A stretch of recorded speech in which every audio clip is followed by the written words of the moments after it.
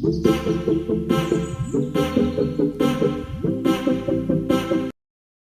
बच्चों, welcome back to learn NCERT. आज हम लोग स्टार्ट करने जा रहे हैं एक्सरसाइज 7.1 का क्वेश्चन नंबर 7। ठीक है, तो देखते हैं क्या क्वेश्चन है। A B is a line segment. A B एक लाइन सेगमेंट है, ठीक है। And P is its midpoint. P उसका मिड पॉइंट है। ए बी जो लाइन सेगमेंट है उसका जो मिड पॉइंट है वो पी है, ठीक है। अब क्या बोल रखा है, D and E are the points on the same side of A B. जो डी और जो ई पॉइंट्स हैं वो ए बी के सेम साइड पर हैं, ठीक है। Such that angle B A D, दिख रहा है angle B A D, B A D यानी एंगल ए, ठीक है। और क्या बोल रखा है, ये किसके बराबर है, angle A B E, A B E, A B E यानी कि एंगल बी के बराबर है। यानी एंगल ए जो है वो एंगल बी के बराबर है। और क्या बोल रखा है, angle E P A, E P A ये वाला एंगल, और angle D P B, D P B यानी ये वाला एंगल, ये दोनों भी बराबर है और ये दोनों भी बराबर है, ठीक है। हमें क्या शो करना है, show that triangle D A P, D A P ये वाला ट्राइंगल दिख रहा है पूरा, ये डी ए पी दिख रहा है ना, हाँ। ये किसके कॉन्ग्रुएंट है, triangle E B P, E B P यानी कि ये वाला ट्राइंगल। तो देखो डी ए पी और कौन सा ट्राइंगल, ई बी पी यानी ई बी पी, दिख रहे हैं दोनों ट्राइंगल्स। इन दोनों ट्राइंगल्स को हमें कॉन्ग्रुएंट प्रूफ करना है। स्टार्ट करते हैं इसका सोल्यूशन। तो इसका सोल्यूशन करते हैं, ठीक है। अब देखो, सबसे पहले मैंने क्या बताया, जो चीज़ क्वेश्चन में गिवन है उसको देखो। अच्छा, और ये इम्पॉर्टेंट है कि वो जो चीज़ हमें क्वेश्चन में गिवन है वो हमारी ट्राइंगल्स में लाई कर रही है या फिर नहीं कर रही है, ठीक है। ये चीज़ देखना भी इम्पॉर्टेंट है। अब देखो हमें क्या दे रखा है, angle B A D, angle B A D किसके बराबर है, एंगल ए बी ई के, यानी कि this angle and this angle. तो हमारे जो ट्राइंगल्स हैं डी ए पी और जो ट्राइंगल है ई बी पी, उसमें ये दोनों एंगल्स तो लाई कर रहे हैं ना दोनों एंगल्स। इसका मतलब हम इन्हें लिख सकते हैं। तो हम लिखेंगे यहाँ पर angle B A D is equals to angle A B E which is given to us. ये तो हमें दे रखा है ना। अच्छा, अब देखो, अब यहाँ पे हमें और क्या चीज़ बोली गई है, P is the mid point of line segment A B. A B जो ये लाइन सेगमेंट है इसका जो मिड पॉइंट है वो P है। मिड पॉइंट का मतलब क्या हुआ, अगर ये A है और अगर ये P है और अगर ये B है, तो मिड पॉइंट का मतलब ये है कि AP जो है वो PB के बराबर हो जाएगा। मिड पॉइंट का यही तो मतलब होता है। तो यहाँ पे लिख दो AP is equals to PB। अच्छा, अभी ये देखो, ये हमारे ट्राइंगल्स में आ रहा है, क्या आ रहा है, DAP तो AP आ गया, और EBP तो BP आ गया यानी कि PB। ये भी हमें क्या है, गिवन है। अच्छा, अब हमें एक एंगल मिल गया और एक साइड मिल गई। अगर हमें एक एंगल मिल जाएगा तो हम AS से प्रूव कर देंगे, या फिर अगर हमें कोई साइड मिल जाएगी तो फिर हम SAS से प्रूव कर देंगे, ठीक है। तो अब देखते किसी एंगल को। अच्छा, एक और चीज़ दे रखी है हमें, एंगल EPA किसके बराबर है, एंगल DPB के। एंगल EPA यानी ये वाला एंगल किसके बराबर है, DPB यानी DPB ये वाला एंगल। अब देख लो, ये ट्राइंगल में आ रहा है क्या, हमारे पास कौन सा ट्राइंगल है, DAP। कौन सा ट्राइंगल है, DAP। तो DAP में हमारे पास ये वाला पूरा एंगल आ रहा है जिसके अंदर ये वाला एंगल आ रहा है, लेकिन हमें चाहिए तो पूरा एंगल, ठीक है। कभी भी हम आधा एंगल नहीं लिख सकते हैं, ये बात आ रही है ना समझ में, क्योंकि हमारे पास एक ट्राइंगल में जो एंगल होता है वो तो पूरा ही होता है ना। तो बस, और दूसरी चीज़, ट्राइंगल EBP यानी EPB, ठीक है, इसमें भी हमारे पास ये वाला पूरा एंगल आ रहा है, आधा तो नहीं आ रहा है। तो अब क्या करें, ये वाला जो पार्ट है ना, ये दोनों में कॉमन है, इसको कर देते हैं ऐड। अभी हमने पिछले क्वेश्चन में भी ऐसे ही किया था शायद। देखो क्या है हमारे पास, एंगल EPA प्लस हमें कौन सा एंगल करना पड़ेगा, ये वाला कॉमन जो है, जब भी तो हमारा पूरा एंगल बनेगा DPA। तो हम क्या ऐड करने वाले हैं इसमें, EPD प्लस एंगल EPD किसके बराबर हो जाएगा, एंगल देखो DPB प्लस ये कॉमन वाला एंगल DPE या EPD लिख लो। अब देखो EPA और EPD को जोड़कर क्या बनेगा, EPA और EPD को जोड़कर क्या बनेगा, DAP या फिर DPA लिख लो। ऐसे भी सोच सकते हो, ये दोनों में E है, E को एलिमिनेट कर दो, किसके बराबर आएगा, angle DPB plus angle EPD क्या आएगा, EPB, एंगल EPB के बराबर है। और अब हम ये चेक कर लेंगे कि हमारे ट्राइंगल में आ रहा है कि नहीं, DAP है तो DPA है हमारे पास, EBP है तो EPB है, ठीक है। सो bye ASA congruency rule we can say that triangle DAP is congruent to triangle EBP। हो गया हमारा प्रूफ, इसे नोट कर लो। Let's move to the second part.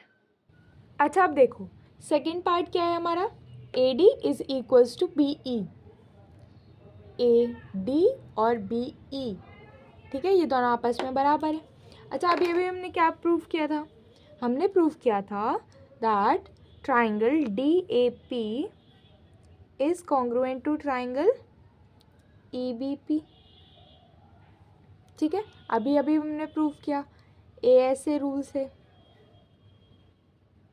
अब देखो जो हमारा ट्राइंगल DAP है यानी कि ये वाला ट्राइंगल, और जो हमारा ट्राइंगल EBP है यानी ये वाला ट्राइंगल, इसमें देखो ये वाली साइड्स आ रही हैं क्या, AD और BE।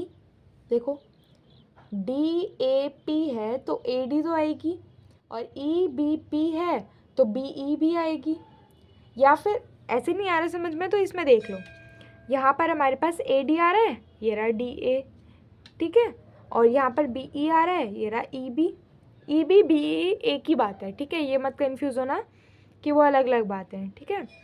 तो हम यहाँ पर क्या लिख सकते हैं, AD is equals to BE, कौन से रूल से, CPCT रूल से। CPCT क्या होता है, CPCT होता है corresponding parts of congruent triangles, यानी कि अगर हमारे कोई भी दो ट्राइंगल्स कॉन्ग्रुएंट हैं तो उनके जो कॉरेस्पॉन्डिंग पार्ट्स होंगे, यानी कि जो पार्ट्स उनमें लाई कर रहे हैं कॉरेस्पॉन्डिंग, वो भी ठीक है, वो बराबर हो जाते हैं आपस में, ये मतलब है CPCT का। तो अगर हम ऑलरेडी प्रूव कर चुके हैं कॉन्ग्रुएंसी तो हम ये लिख सकते हैं। अगर आपके एग्ज़ाम में क्वेश्चन ये आ जाए कि ये, ठीक है, आपको मान लो ये पूरा क्वेश्चन दे रखा है और आपसे केवल ये पार्ट पूछ रखा है, तो आपको क्या करना है, आपको सबसे पहले इसको कॉन्ग्रुएंसी को प्रूव करना पड़ेगा। सबसे पहले आप ये ध्यान देना कि आपको ट्राइंगल कैसे चूज़ करना है। पहले आप ट्राइंगल चूज़ करना, उसको कॉन्ग्रुएंट प्रूव करना, जैसे अभी अभी हमने किया, उसके बाद आप ये चीज़ लिख सकते हो, ठीक है। तो मतलब अगर अकेला ये वाला पार्ट आ जाए पूछने के लिए तो फिर आपको पूरा पूरा करके आना पड़ेगा सॉल्व, समझ गए। So this was question number 7। Let's move to question 8। अच्छा अब देखो question number 8। In right triangle ABC, right triangle का मतलब समझते हो, जो ट्राइंगल 90 डिग्री बना रहा होता है, जिसका एक एंगल 90 डिग्री होता है, उसे कहते हैं राइट ट्राइंगल, ठीक है। Right angled at C, ABC जो ट्राइंगल है राइट ट्राइंगल, वो राइट एंगल्ड है C पर, यानी कि जो उसका 90 डिग्री एंगल जो बनेगा उस ट्राइंगल में वो सी पर बनेगा, समझ गए। And M is the mid point of A B, that is the hypotenuse. Hypotenuse the longest side of a right triangle, ठीक है। उसका जो मिड पॉइंट है, उसका जो मिड पॉइंट है वो है एम, ठीक। अब देखो C is joint to M and C is joint to M, जो सी है ना उसे एम तक ज्वाइन कर दिया गया है and produce to point D. C को सबसे पहले एम से ज्वाइन किया गया और उसे प्रोड्यूस करके पॉइंट डी तक लेकर आए, ठीक है। अब देखो such that D M equals to C M, जो डी एम है वो सी एम के बराबर है, समझ गए। यानी this is equals to this, ऐसे शो करते हैं। अब point D is joint to point B, point D को पॉइंट बी से हमने ज्वाइन कर दिया इस तरीके से। तो अब हमें क्या प्रूव करना है, ट्राइंगल ए एम सी यानी ये वाला triangle is congruent to triangle B M D.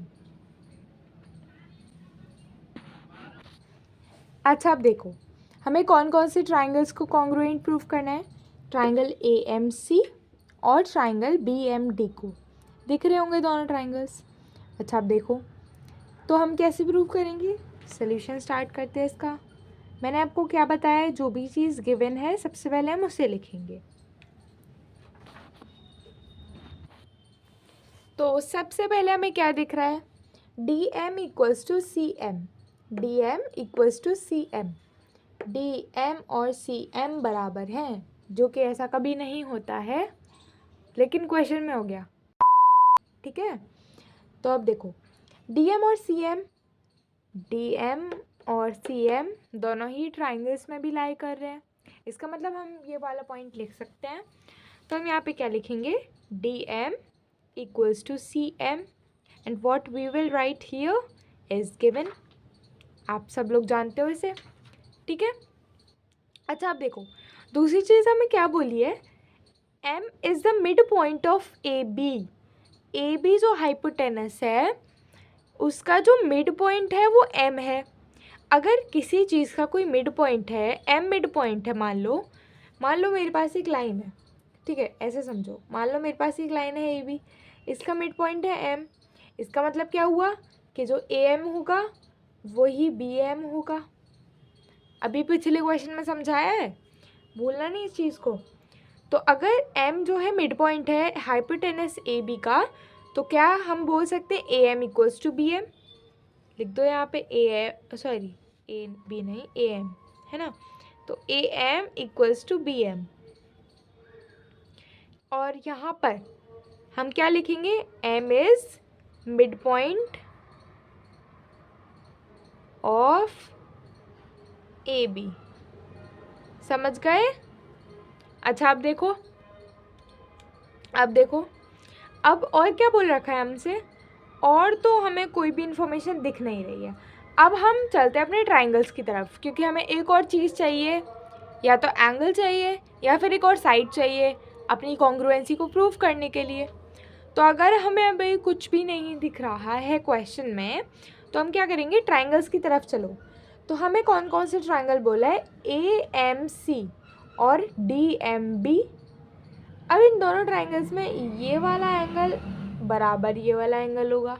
ध्यान से देखो कौन से एंगल हैं ये, वर्टिकली अपोजिट एंगल्स। हाँ तो हम यहाँ पर क्या लिखेंगे, angle AMC is equals to angle DMB,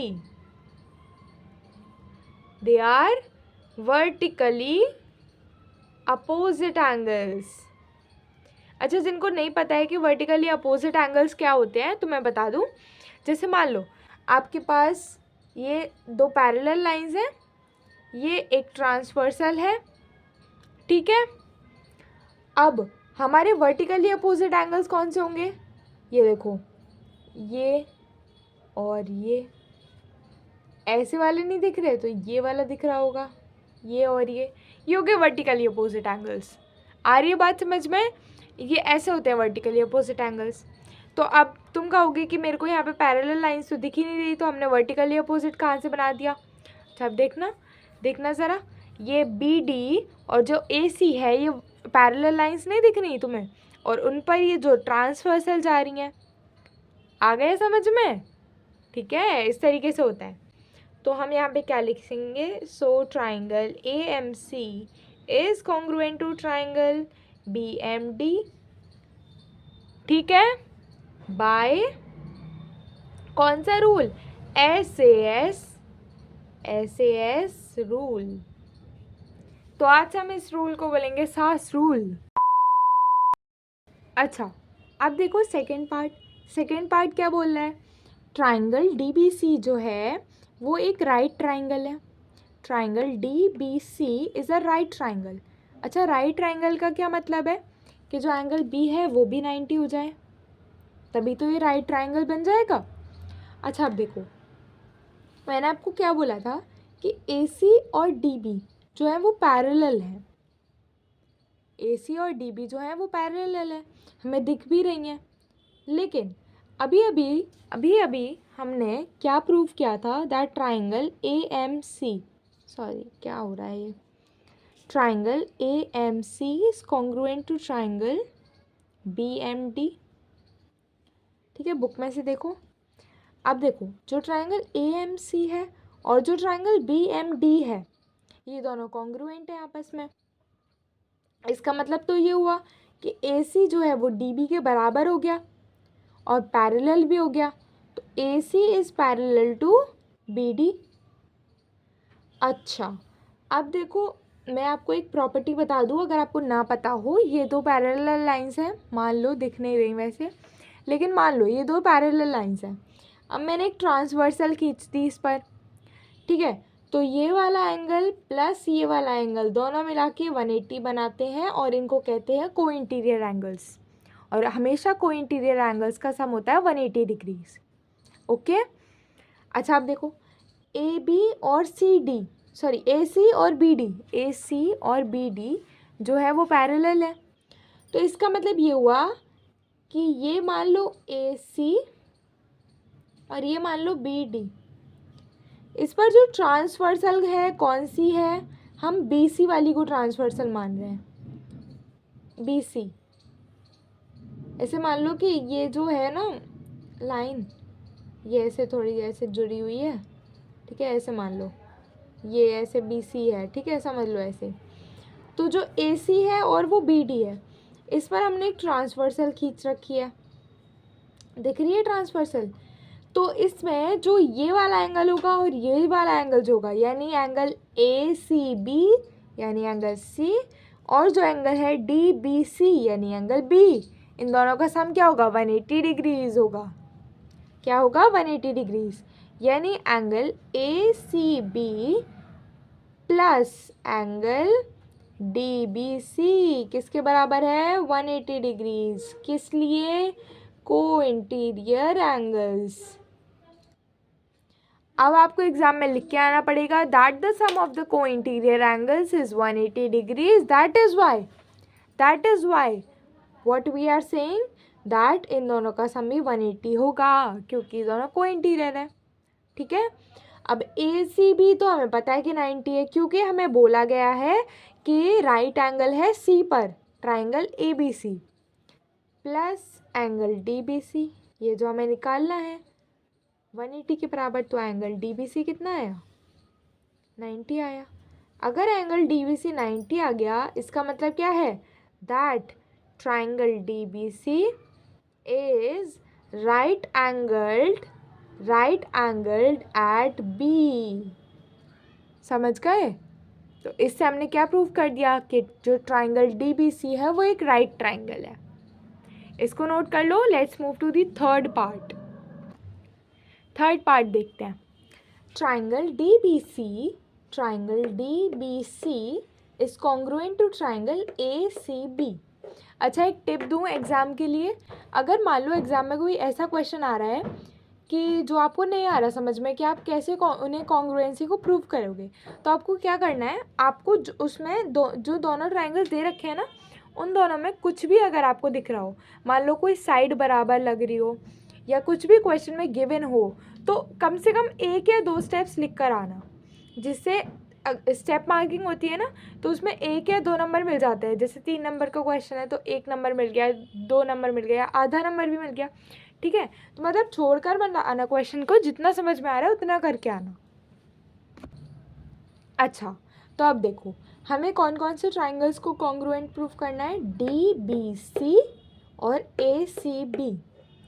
अच्छा, हमने फर्स्ट पार्ट में ट्राइंगल ABC और ट्राइंगल BMD को कॉन्ग्रुएंट प्रूफ करा था, उसमें से हम कुछ हिंट लेने वाले हैं।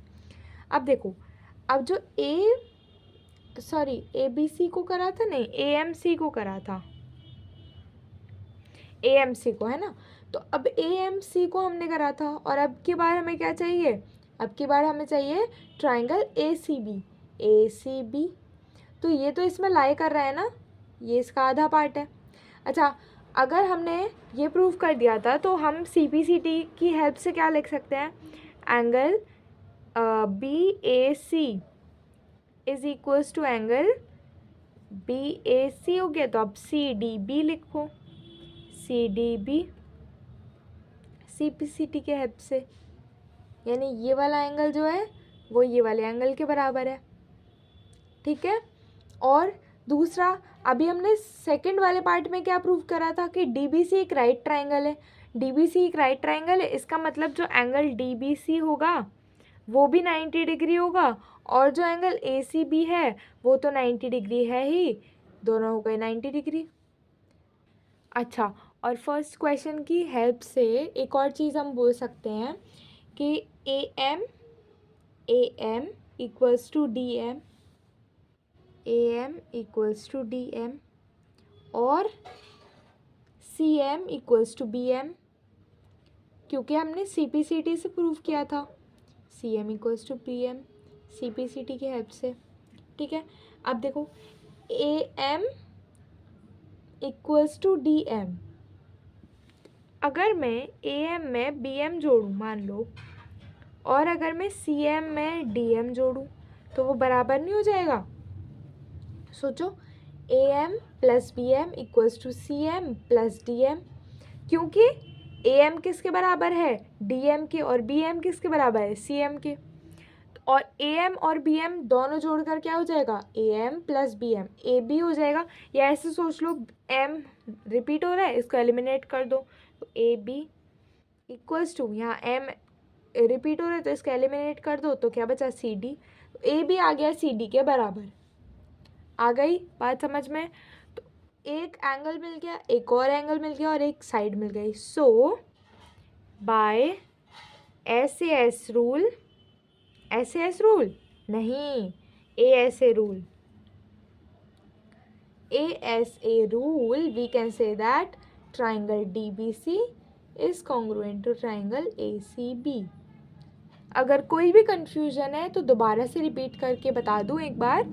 देखो, हमने फर्स्ट पार्ट में ये प्रूव किया था कि ट्राइंगल AMC जो है वो कॉन्ग्रुएंट है ट्राइंगल BMD के, इसीलिए हमने CPCT से ये लिखा कि जो एंगल BAC है, BAC वो बराबर है CDB के, ठीक है। दूसरी चीज़, हमने 90-90 प्रूव किया था दोनों को, ये हमने लिख दिया। तीसरी चीज़, हम CPCT की हेल्प से क्या लिख सकते हैं, AM और DM बराबर हैं, और BM और CM बराबर हैं। तो अगर हम AM और BM को जोड़ देंगे तो हमें AB मिल जाएगा, AB मिल जाएगा, क्योंकि हम आधी साइड नहीं लिख सकते ना।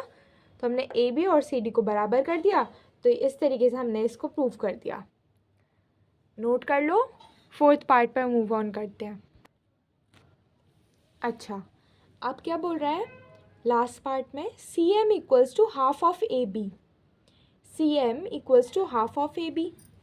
अब देखो, AB का हाफ करना ज़रा, AB का हाफ क्या होगा, मैंने आपको बताया था कि क्वेश्चन में हमें दे रखा है M जो है वो मिड पॉइंट है AB का, यानी कि AB का अगर हाफ कर दे तो वो 2 टुकड़ों में टूट जाएगा, AM plus BM, AM plus BM जो है वो हाफ है AB का।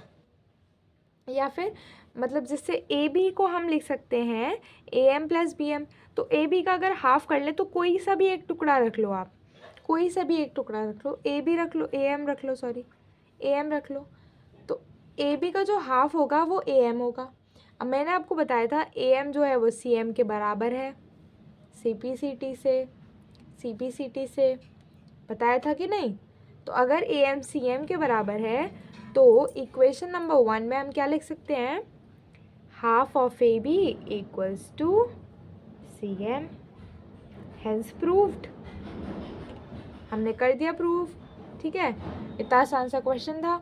सो we have completed this exercise. अब हम करेंगे second exercise. So bye bye.